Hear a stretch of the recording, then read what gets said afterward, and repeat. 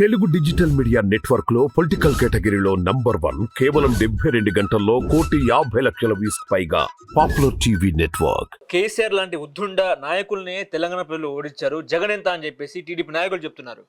వాళ్ళు చెప్తారు, వాళ్ళకి అంతే. వాళ్ళకి ఏం నేను ఓడిపోతాను, నేను గెలుస్తాను, గెలవాలని కాదు. వాడు ఓడిపోవాలి, వాడి కన్ను పోవాలి, వీడి కన్ను రొట్టపోవాలి తప్పితే నా కంటి చూపు బాగుపడాలని కోరుకోరాడు. వాళ్ళు ఎంత వాళ్ళు అలాగే వాడెంత వీడెంత.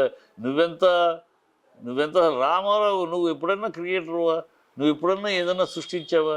నువ్వు దేని గురించి ఎవడు తోడు లేకుండా ఎప్పుడన్నా గెలిచావా? నువ్వు పార్టీ పెట్టింది రామారావు గారు design. You are never a creator, you are a only decorator. Chandrababu అనేవాడు ఎప్పుడు సృష్టికర్త కాదు, అలంకరణ చేసేవాడు. ముస్తాబు చేసి ఇది నేనే చేశాను అంటాడు. అలాంటి దౌర్భాగ్యం నువ్వు అలాగే మాట్లాడదు. తెలుగుదేశం అలాగే మాట్లాడదు. ఓడిచ్చాం, ఈయన ఓడిచ్చాం, భారతదేశం స్వతంత్రమే మా తెలుగుదేశం తెచ్చింది అంటాడు. మొబైల్ ఫోన్లు మేము కనిపెట్టామంటాడు. ఎన్ని పిచ్చి కూతలు కూస్తూ ఉంటారు. ఆ కూతలకు ఏవుదులే కానీ అది ఫ్రస్ట్రేషన్లో కూసే కూతలు. ఇక మళ్ళీ మన జన్మకి అధికారంలో రాలేకపోతున్నామే. ఆ పెద్ద ఆయన పెట్టిన శాపం ఫలిస్తోందా? పెద్ద ఆయన ఔరంగజేబు కన్నా హీనుడు, వీడు చాలా అవస్థలు పడతారు. ప్రజల చేత తిరస్కరించబడి, అవమానించబడి, అసహించుకోబడి దిగుత్సాహకరమైన ముగింపు జీవితానికి ఉంటుంది అని ఆయన చెప్పిన శాపం ఎక్కడ ఫలిస్తుందో, ఫలించేటట్టు ఉంది అని ఫ్రస్ట్రేషన్లో మాట్లాడే మాటలు. ఏపీలో బీఆర్ఎస్ పోటీ చేసే అవకాశం ఉందా? ఏపీలో బీఆర్ఎస్ ఇది పోటీ చేస్తుంది. ఏపీలో బీఆర్ఎస్ ఉంది, పోటీ చేయదు. మోస్ట్లీ పోటీ చేయదు ఇంకా. ఎందుకంటే ఆరంభించాం కానీ దాన్ని ఇంకా ముందుకు వేయలేదు. అడుగులు ముందేస్తే టైం లేదు. అడుగులు ముందేసి ఎన్నికల్లో నిలబడేంత సీన్ లేదు ఇప్పుడప్పుడే. కనుక ఉంటుంది పార్టీ, కంటెస్ట్ చేయటం లేదనేది ఇంకా డిసైడ్. ఓకే, ఇప్పుడు తెలంగాణలో లోక్సభ ఎన్నికలకు తెలంగాణ నుంచి సోనియా గాంధీ పోటీ చేస్తుంది. అది కూడా మెదక్ నుంచి అని చెప్తున్నారు. కేసీఆర్ కూడా మెదక్ నుంచే పోటీ చేస్తారని వార్తలు వస్తున్నాయి.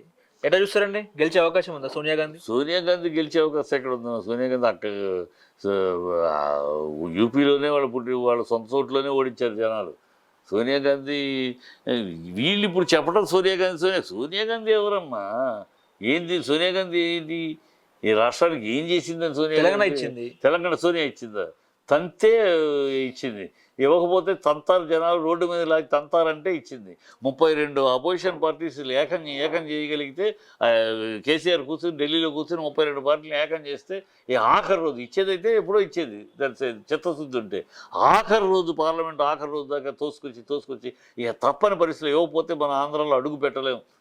తెలంగాణలో అడుగు పెడితే జనాలు మన రోడ్డు మీద గీడ్చి తంతారు అనే పొజిషన్ వచ్చినాక ఇక తప్పని పరిస్థితుల్లో అస్తవ్యస్తంగా ఇచ్చింది.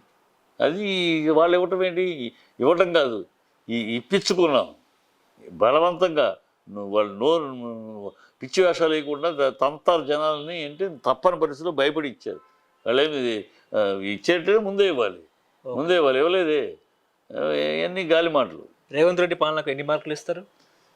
పాలనకి ఏం మార్కులు ఇవ్వను. ఎందుకంటే అతను ఏ ఆధారాలు లేకుండా, ఏ ఆర్థిక విధానం చెప్పకుండా, ఎలా సంపద సృష్టిస్తాడో చెప్పకుండా ఊరినే గాలి మాటలతో వచ్చాడు.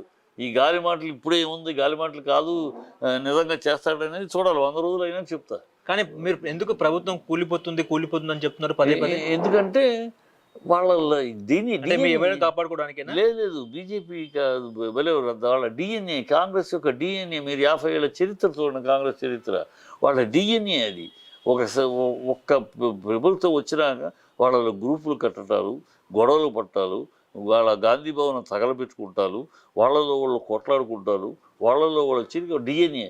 చూడండి, మీరు ఏ రాష్ట్రమైనా చూడండి, వాళ్ళు అధికారంలో వచ్చిన రాష్ట్రంలో వాళ్ళు చూడండి సజావుగా ఉంటుందా?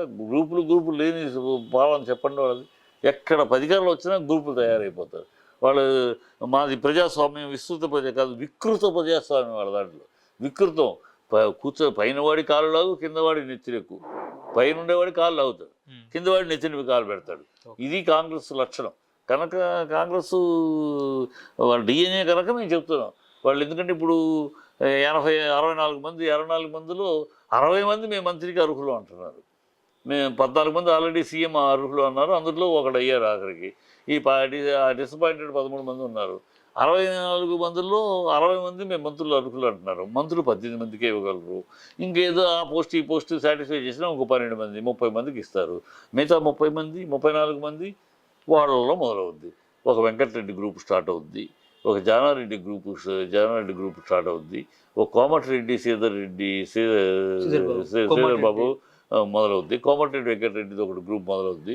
మళ్ళీ మా జిల్లా న్యాయం జరగలేదన్న గ్రూపు, మా సీనియారిటీకి విలువ ఇవ్వలేదన్న గ్రూపు, ఇలా గ్రూపులు కట్టడం, ఒకరినొకరు తిట్టుకుంటాం, కొట్టుకుంటాం, నువ్వెంత అంటాం.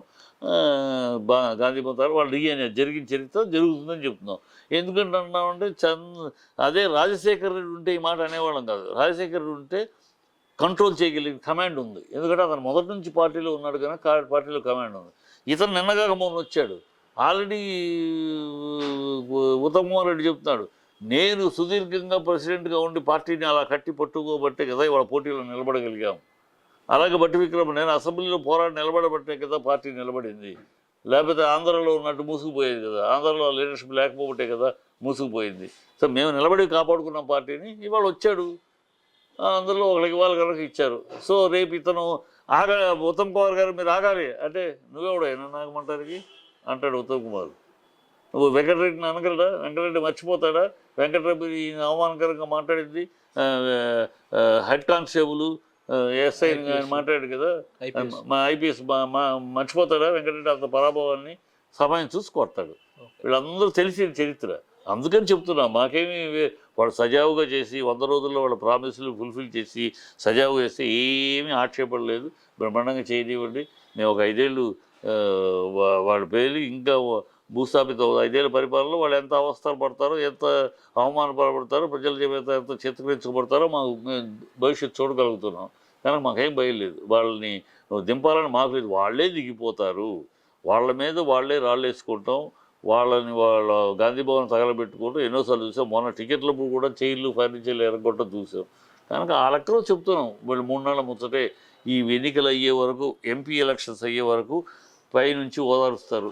ఉండండి, తొందరపడద్దు, ఈ ఎన్నికలు అయిపోయినాక మిమ్మల్ని సాటిస్ఫాక్షన్ మీకు కావాల్సింది. ఎందుకంటే కర్ణాటకలో శివకుమార్ని అలాగే చేశారు. కర్ణాటక శివకుమార్ని గొడవ చేస్తే నువ్వు సీఎం, ఆయన పేరు సీఎం, నువ్వు అన్ని అధికారాలు ఉంటాయి, నువ్వు ఉండు, ఎన్నికలు అయిపోయిన తర్వాత ఎంపీ ఎన్నికలు అయిపోయినాక అతను తీసేసి నేను చేస్తాము అన్నారు. ఆ మాట మీద కట్టుబడి ఉన్నాడు. అలాగే రేవంత్ రెడ్డి గారు రేపేం చెప్తారు? ఉండవయ్యా, రేపేం చేస్తారు? ఎన్నికలు అయిపోయినాక రేవంత్ రెడ్డిని బలిపశువుని చేస్తారు. ఏమని? ఈ 6 ప్రామిసులు నెరవేర్చలేకపోవడానికి కారకుడు సీఎం చేతకారితనం. అతను కాదు, నేనైతే చేసేవాడిని, దానికి ఇలా మార్గాలు ఉన్నాయి, ఆ మార్గాలు ఆయనకు అన్వేషించడం తెలియలేదు, సో సీఎం ఫెయిల్యూర్ అని సీఎం మీద నెట్టేసేసి సీఎంను బలిపశువు చేసి ఇంకొకటి సీఎం అవుతాడు. ఆ గొడవలు అవుతుంది. ఇవన్నీ మేము వాళ్ళ చరిత్రను బట్టి, వాళ్ళ డిఎన్ఏని బట్టి చెప్తున్నాం.